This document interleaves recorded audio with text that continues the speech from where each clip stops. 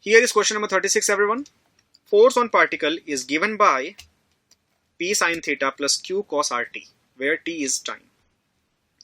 Dimension formula of R upon PQ will be what? Now, since the equation is given, so it would be dimensionally correct. So dimension formula of force must be equal to dimension formula of P must be equal to dimension formula of Q, because trigonometric ratios are dimensionless.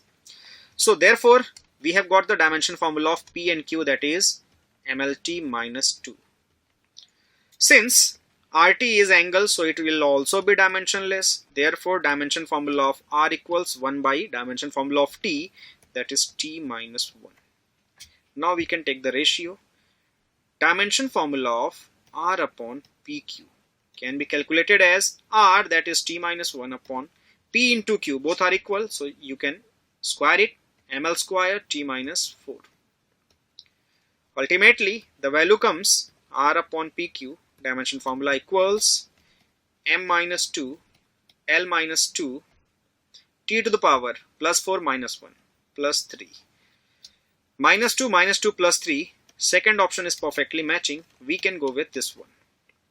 Now move on to the next, that is 37 number. So here is question number 37, everyone. A particle released at x equal to 2 meter, its acceleration is given by equation A equals minus 100x plus 50. The speed of the particle at x equal minus 1 meter is. We know very well that acceleration A is given by v dv by dx, which is given minus 100x plus 50.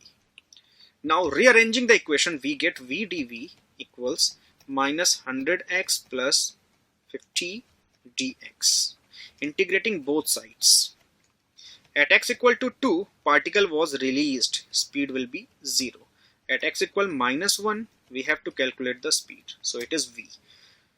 Left hand side we get v square by 2, and right hand side, after solving the integration, we will get minus 50x square plus 50x from the limit 2 to minus 1. Now after solving these limits, we will get v square by 2 as 0, therefore v will be 0. Option number 4 is perfectly matching, so we can go with this fourth option. Now move on to the next, that is 38 number. So here we are having question number 38, everyone. A thin rod of mass m is supported in a horizontal plane along x-axis by hinge at A and a massless string at B. The linear mass density of the rod is lambda equals kx. The angular frequency of small oscillations when end B is given a small horizontal displacement will be what?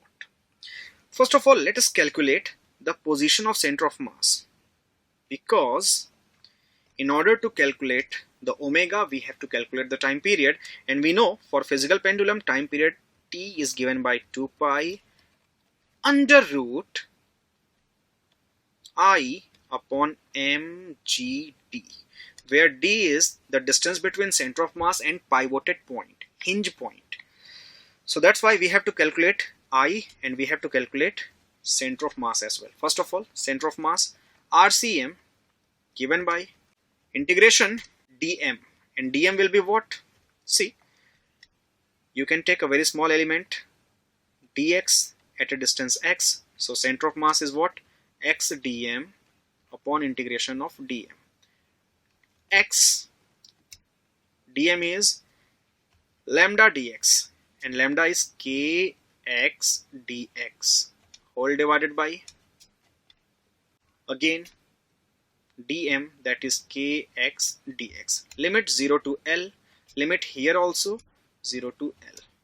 Solving, we get RCM as k into x square has integration x cube by 3. Limit 0 to L upon k, x has integration x square by 2. Limit 0 to L. Solving it gets you 2L by 3. So this is the center of mass 2L by 3, where the weight of rod acts, mg acts. Now let us calculate the moment of inertia of the system about this point A. So moment of inertia of this system about A can be simply written as dmx square. Dm is kx dx into x square, limit from 0 to L. Solving it, the moment of inertia about A can be given as k times L to the power 4 divided by 4. Now physical pendulum formula already having, so time period is this much, so omega can be written as under root mgd upon I about A. Putting the values, omega equals mg. D has value 2L by 3. IA k L to the power 4 divided by 4. Now after solving, we will get the value omega as 4 goes at the top, so 8 mg upon 3 kl cube. 8 mg upon 3 kl cube. So this is the angular frequency we will get, perfectly matching with option number 2. So therefore option number 2 is absolutely correct. We can go with it. Now move on to the next, that is 39 number. So here is question number 39, everyone. A uniform circular disc has radius r and mass small m. A particle also of mass m is fixed at point A on the edge of the disc as shown in figure. The disc can rotate freely about a fixed horizontal called PQ. That is it at a distance of r by 3 from center C of the disc. The line AC is perpendicular to PQ. Initially the disc is held vertical with the point A at its highest position. If it is allowed to fall such that it starts rotating about PQ, then the linear speed of the particle as it reaches the lowest point will be what? So this disc is actually rotating about the line PQ. First of all, let us draw a diagram which is showing the particular rotation. So this is PQ. After rotating,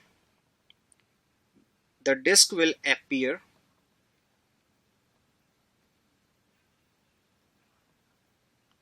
something like this. This is the lowest point, taking it as a reference point. We will calculate the change in potential energy with respect to this particular line. This is reference line actually, not point.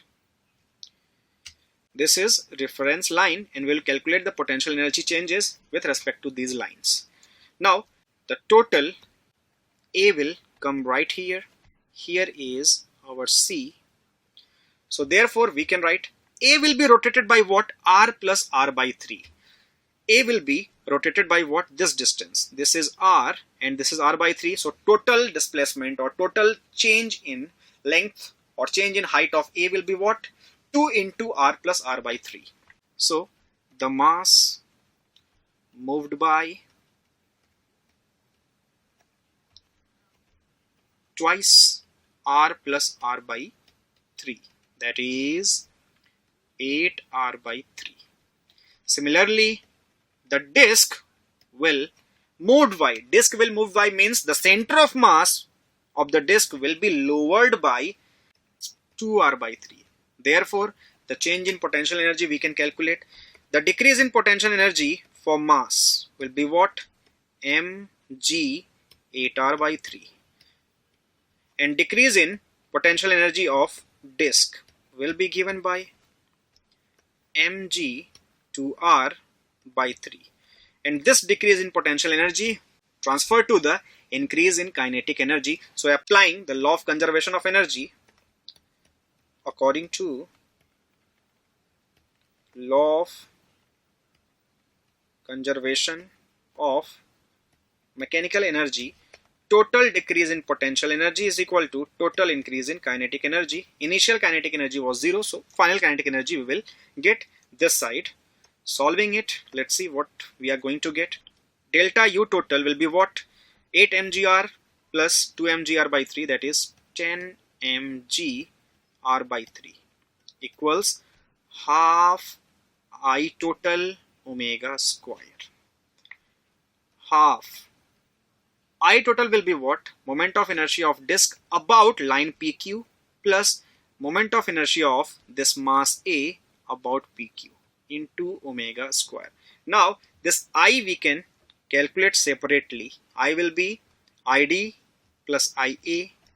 So it will be, for disk, according to parallel axis theorem, we can write M 4R by 3 square plus mr square by 4.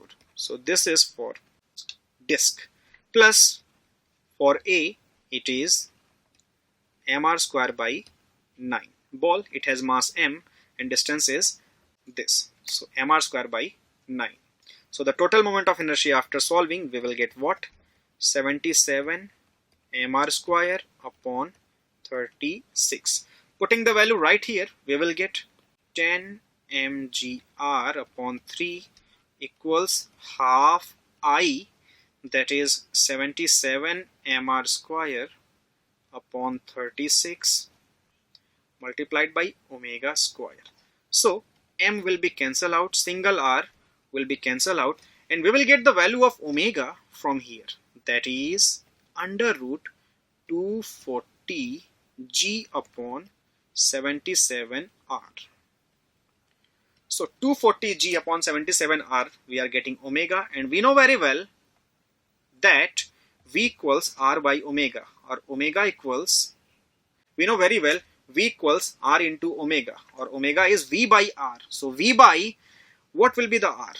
This is the axis, so we have to take r from here. The rotation is taking place from here, so that's why r plus r by 3. So v equals omega into 4r by 3, 4r by 3. So let us solve it. V will be get, therefore omega we already have calculated right here. Solving it, we will get v as 16 under root 5gr whole divided by 231. So a bit complicated calculation, but when we solve it, we will get this much value. So after looking at this, we can say that option number 3 is perfectly matching, so we can go with option number 3 only. Now move on to the next, that is 40 number. So here is question number 40, everyone.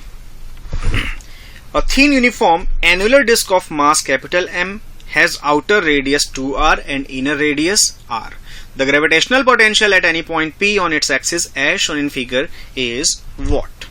Now we have to calculate the gravitational potential at this point, given as minus gm divided by r. Now in order to calculate the gravitational potential, we have to take a small elemental length or elemental surface. Suppose area is dA. Structure can be drawn something like this separately. So this is, I have taken, the thickness is dr, from center it is r. Now on its axis, here is point P, this distance is given 2 capital R, then this will be under root 4r square plus r square. Mass is suppose dm. So the small gravitational potential due to this small element given as dv will be what? G dm divided by r, where r is under root 4r square plus r square. Now we have to calculate the expression for dm as well, and then only we are able to integrate it from capital R to 2r. dm will be what? Mass per unit length, small m, multiplied by area dA. Now what will be the mass per unit length? Total mass capital M divided by what will be the area of this disk? Outer minus inner, that is 4 pi r square minus pi r square, we get 3 pi r square, multiplied by what will be dA? dA will be 2 pi r into dr. So 2 pi small r dr. Pi pi cancel out. We got the value of dm as 2 mr dr upon 3 capital R square. Now the total potential gravitational at point P will be minus g, value of dm, we can write 2mr dr whole divided by 3r square into the separation, that is under root 4r square plus r square. We have to integrate under proper limits, that is from r2 to r. This is what we have to do. Now let us take the constants outside. We have minus g 2m upon 3r square. These are the constant. We can take them outside. Within the bracket or within the integral sign, what we'll get? r to 2r. The expression is just r dr upon under root 4r square plus r square. In order to integrate it, let us take 4r square plus r square equals t. Now let us differentiate it with respect to t. What we will get? 4r square constant 0, so here 2r dr upon dt equals 1. So from here we will get the value of r dr as dt by 2. r dr as dt by 2. Now by substitution we have v equals minus 2 gm upon 3 r square. Integral sign, r dr replaced by dt upon under root t. So that's it. We have integration. We can solve it now. 2 gm upon 3r square. After solving we will get t to the power 1 by 2 upon 1 by 2, and here is also 1 by 2 because dr is dt by 2. So write 2 here as well. After solving the integration, you will have t to the power 1 by 2 upon 1 by 2. 2 gets cancelled out. We can proceed one more step. 2 gm by 3r square. Value of t now we can place further, that is 4r square plus r square from limit r to 2r. After putting the limits, we will have the value of v as minus 2 gm upon 3r. In bracket we have 2 root 2 minus of under root 5. So this is the final expression we will get. The potential, gravitational potential of point P will be this much. Option number 2 is perfectly matching with our answer. So we will go with option number 2 only. Now move on to the next, that is 41 number.